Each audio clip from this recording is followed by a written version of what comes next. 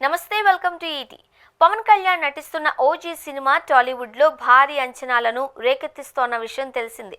Sujith direction లో DVV entertainments నిర్మిస్తున్న ఈ గ్యాంగ్స్టర్ యాక్షన్ డ్రామా సెప్టెంబర్లో విడుదల కానుంది. ముంబై అండర్ వరల్డ్ నేపథ్యంలో సాగే ఈ చిత్రంలో పవన్ కళ్యాణ్ ఒక గ్యాంగ్స్టర్ గా కనిపించనున్నాడు. బాలీవుడ్ నటుడు ఇమ్రాన్ హష్మీ ప్రతినాయకుడిగా తెలుగు సినిమాల్లోకి అడుగు పెడుతూ ఉండగా ప్రియాంక మోహన్ హీరోయిన్ గా నటిస్తోంది. అర్జున్ దాస్, ప్రకాష్ రాజ్, శ్రియారెడ్డి, శుభలేఖ సుధాకర్ వంటి నటీనటులు కీలక పాత్రల్లో కనిపించనున్నారు.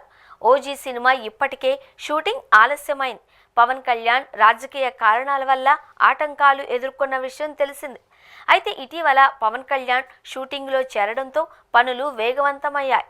ముంబైలోని ఆర్ఏ కాలనీ, గోరేగావ్లో షూటింగ్ జరుగుతున్న తరుణంలో పవన్, ఇమ్రాన్ హష్మీ మధ్య ఫేస్ ఆఫ్ సీన్స్ను చిత్రీకరిస్తున్నారు.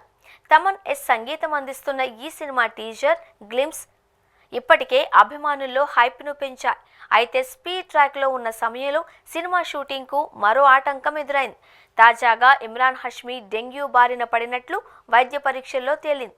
ముంబైలో షూటింగ్ సమయంలో ఆయనకు డెంగ్యూ లక్షణాలు కనిపించడంతో పరీక్షలు చేయించుకోగా డెంగ్యూ పాజిటివ్గా నిర్ధారణ అయింది. డాక్టర్ల సూచన మేరకు ఆయన విశ్రాంతి తీసుకోవాలి అని, దాదాపు వారం రోజుల పాటు షూటింగ్కు దూరంగా ఉండాలి అని సలహా ఇచ్చారు. దీంతో ఓజీ షూటింగ్ తాత్కాలికంగా నిలిచిపోయింది. ఇమ్రాన్ త్వరగా కోలుకోవాలి అని టీం కోరుకుంటోంది. ఇమ్రాన్ హష్మీ ఈ విషయాన్ని వెంటనే నిర్మాతలకు తెలియచేసి షూటింగ్లో పాల్గొనలేనందుకు చింతన వ్యక్తం చేశాడు. అయితే టీం ఆయన ఆరోగ్యాన్ని ముందుగా చూసుకోవాలి అని, పూర్తిగా కోలుకున్న తర్వాతే షూటింగ్లో చేరాలి అని సూచించింది.